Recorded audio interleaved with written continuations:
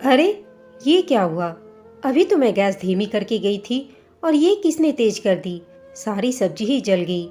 खुशबू का चेहरा रोने जैसा हो गया। उसने बड़े मन से आज सब्जी बनाई थी, पर सारी फेंकनी पड़ी। वो दूसरी सब्जी बनाने जा ही रही थी कि उसकी सासू माँ शांता जी की आवाज़ कानों में पड़ी। खुशबू, खाना लगा दे, मुझे भूख लग रही है। डायबिटीज़ की दवाई ले ली है और अब खाना खाना ज़रूरी है। अपनी सासू माँ की आवाज़ सुनकर खुशबू का चेहरा सफ़ेद पड़ गया। वो सहमते हुए सासू माँ के कमरे में गई और बोली, मम्मी जी, सब्जी तो जल गई है। मैं आपको सुबह की सब्जी और थोड़ा सा अचार दे देती हूँ ताकि आप समय पर खाना खा सके। शांता जी कुछ बोलने वाली थीं, तभी घर की बड़ी बहू ज्योति आ गई और वो कहने लगी, ये क्या कर दिया तुमने खुशबू? सारी सब्जी जला दी। इतनी महंगाई में तुम कैसे खाना बर्बाद कर सकती हो? ध्यान कहाँ रहता है तुम्हारा? अभी तो ठीक से घर भी नहीं संभालना सीखा है तुमने और नुकसान करना शुरू कर दी। मम्मी जी, आप भी तो कुछ कहिए इसे। ज्योति जैसे सुनने को तैयार थी कि उसकी सास घर की छोटी बहू खुशबू को भी डांटेंगी। तभी सासू माँ ने कहा, ज्योति बहू, तू ज़्यादा सास मत बन। अभी तो मैं जिंदा हूँ, अपने काम से काम रख। सब्जी जल गई तो कोई ना खुशबू, मुझे तू खाना परोस दे। मैं सुबह की सब्जी और अचार से खा लूँगी और घर वाले तो देर से ही खाएंगे। तब तक दूसरी सब्जी बना देना। शांता जी की बात सुनकर ज्योति चौंक गई। वो तो चाहती थी कि नई बहू खुशबू को डांट पड़े। वो जब बालकनी में कपड़े लेने गई थी तब ज्योति ने ही गैस तेज कर दी थी, जिससे सारी सब्जी ही खराब हो गई थी। जब से खुशबू घर में आई थी तब से ज्योति को लगता है कि उसकी कदर कम हो गई थी। वो भी 5 सालों से घर संभाल रही थी, पर खुशबू को आए हुए अभी 2 महीने भी नहीं हुए थे और सारे घर वाले उसका ही गुणगान करते थे, तो वह जल भुनकर रह जाती। वो कोशिश कर ही रही थी कि किसी भी तरह से बस परिवार वालों के सामने खुशबू को नीचा दिखा दे। ज्योति सामान्य पढ़ी लिखी थी और खुशबू ने उच्च शिक्षा हासिल की थी। खुशबू ज्योति से ज़्यादा समझदार और आज्ञाकारी थी। उसने ससुराल आते ही सबका दिल जीत लिया था। वो सबके काम मुस्कुराकर कर देती थी। परिवार में सास ससुर के खाने पीने से लेकर दवाई तक का बड़ा ध्यान रखती थी वह, और ननद के कॉलेज की पढ़ाई के लिए नोट्स भी बना देती थी। रसोई के काम में खुशबू इतनी चतुर नहीं थी, पर वह कभी किसी काम के लिए मना नहीं करती थी। कोशिश करके काम कर ही लेती थी पूरा। ज्योति को यही बात बहुत चुभती थी कि उसके सास ससुर ननद सब खुशबू की ही तारीफ कर रहे हैं और उसी के गुणगान करते हैं, जैसे उसने तो कभी परिवार वालों के लिए कुछ किया ही न हो। ज्योति की एक 3 साल की बेटी भी है। वो उसके लालन पालन में व्यस्त रहती थी, तो खुशबू ने ही कहा भी था, भाभी, आप गुड़िया को संभाल लीजिए, बाकी काम मैं कर लूँगी, आप परेशान न हो।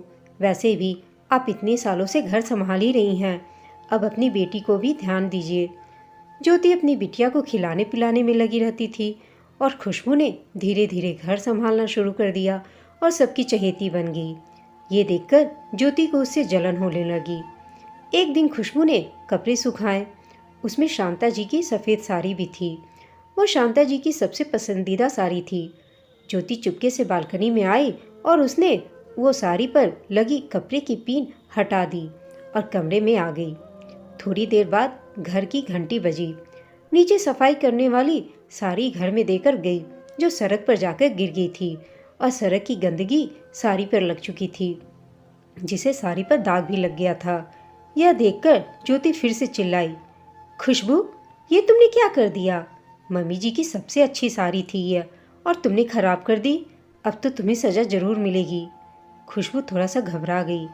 तभी शांता जी आई और उन्होंने साड़ी देखा। खुशबू को उसके कमरे में भेज दिया और ज्योति को अपने कमरे में बुलाकर दरवाज़ा बंद कर लिया अंदर से। ज्योति हैरान थी। सजा तो खुशबू को मिलनी थी, सासू माँ ने मुझे क्यों बुलाया? तभी सासू माँ ने कहा, ज्योति बहू, तू घर की बड़ी बहू है और तुझे यह सब काम करना शोभा नहीं देता। परिवार में इज्जत बनाए रखने के लिए खुद ऊपर उठा जाता है, ना कि दूसरों को नीचा गिराया जाता है। मुझे पता है तू खुशबू से जलती है, उसके गुण तेरी आंखों में चुभते हैं।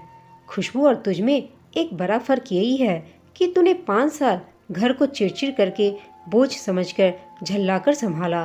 कभी किसी की मन की से सेवा नहीं की। वहीं खुशबू चाहे काम करना कम जानती है, पर वो खुशी से करती है और सच्चे मन से करती है। उस दिन जब तू गैस की आंच तेज कर रही थी तो मैंने तुझे देख लिया था। जलन की भावना तुझ पर इस कदर हावी हो गई है कि तूने अन्न का भी अपमान कर दिया, जानबूझकर सब खराब कर दिया। मुझे लगा कि तू सुधर जाएगी, पर उस दिन अपने कमरे की खिड़की से मैंने तुझे जानबूझकर साड़ी से पिन हटाते हुए और साड़ी नीचे गिराते हुए देखा, और तूने सारा इल्जाम खुशबू पर लगा दिया। शर्म आती है मुझे तेरी सोच पर। अपनी ही देवरानी से जलती है, उसे सबकी आंखों से नीचा गिराना चाहती है। वो तो तुझे अपनी बड़ी बहन समझकर बहुत प्यार करती है तुझसे, बहुत आदर और मान सम्मान करती है तेरा। मैं उसके सामने भी तुझे डांट सकती थी, पर फिर उसकी नज़रों में तेरा सम्मान कम हो जाता, इसलिए मैंने तुझे अपने कमरे में बुलाया। परिवार के सदस्यों में आपस में जलन की भावना हो तो परिवार में प्रेम नहीं बना रहता है, वो घर बिखर कर रह जाता है। तुम दोनों को मिलकर यह घर संभालना है बहू। जिस तरह मेरे दोनों बेटे मिलकर दुकान संभाल रहे हैं, उसी तरह तुम दोनों मिलकर घर संभाल नहीं सकती हो क्या? वो मुझे और तुझे बहुत मानती है, तुझे बड़ी बहन समझती है, तो तू क्या उसे छोटी बहन नहीं समझ सकती? अच्छी भावना से नए रिश्ते की शुरुआत करेगी तो सब अच्छा होगा। वो तेरा काम भी कर लेती है ताकि तू गुड़िया की अच्छे से देखभाल कर सके, फिर भी तू उससे जलती है। ये तो बहुत ही गलत भावना है। अपनी सासू माँ की बात सुनकर ज्योति का चेहरा फीका पड़ गया। वह सोचने लगी कि ठीक ही तो कह रही हैं सासू माँ। मैंने उतने दिन तक घर जरूर संभाला, लेकिन मेरे अंदर वो भावना नहीं थी जो खुशबू के अंदर है। उसने अपनी सासू माँ से माफ़ी मांगी और कहा वो फिर कभी ऐसा नहीं करेगी। खुशबू के आते ही रोज़ उसकी तारीफ़ें होती थीं। उसने कहा उससे मैं अपने आप को असुरक्षित महसूस करने लगी थी, पर अब ऐसा नहीं होगा सासू माँ। कमरे से निकलकर ज्योति की सोच बदल गई थी। जलन की भावना प्यार की भावना में बदल गई थी और अब वो खुशबू को मन से अपनी छोटी बहन मानने लगी थी। शांता जी की समझदारी से देवरानी और जेठानी मिलकर प्यार से घर चलाने लगी थी। इसके साथ ही शांता जी ज्योति, खुशबू और घर के बाकी सदस्यों को भी हमेशा समझाती रहती कि हमेशा मिलजुल कर रहना चाहिए, कभी किसी को बड़ा या छोटा नहीं समझना चाहिए। दोस्तों, आपको यह कहानी कैसी लगी हमें कमेंट करके बताइएगा। साथ ही कहानी अच्छी लगी हो तो प्लीज़ इसे लाइक, शेयर और चैनल को सब्सक्राइब अवश्य कर दीजिएगा। कहानी सुनने के लिए आप सबका धन्यवाद।